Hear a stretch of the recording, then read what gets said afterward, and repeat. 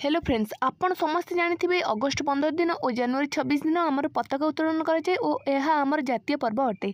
तो यह मध्य प्रभेद को आम यही वीडियो आज जाना। तो आम प्रथम जाना स्वाधीनता दिवस कहीं पालन कर बहु वर्ष धरी इंग्रेज शासन दिन रहा पर 1947 मसीहा अगस्ट मास 15 तारिख में आम देश भारत स्वाधीन लाभ कला। तो यही दिन को मन रखापी आम प्रतिवर्ष अगस्ट 15 पालन करूँ। एवं जाना जनवरी 26 साधारणतंत्र दिवस आम कहीं पालन करूँ।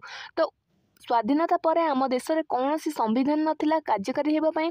तो आमर नूतन संविधान 1950 मसीहा जनवरी मास 26 तारिख दिन कार्यकारी होता। तेणुक यही दिन को मन रखापी आम साधारणतंत्र दिवस बा गणतंत्र दिवस रूपे जनवरी 26 को पालन करछु। यही दिन में आमर नूतन संविधान कार्यकारी होता। तेणु आम जनवरी 26 पालन करूँ। तो वीडियो भल लगे लाइक करेंगे, चैनल को सब्सक्राइब करने को बिल्कुल भी भूलें।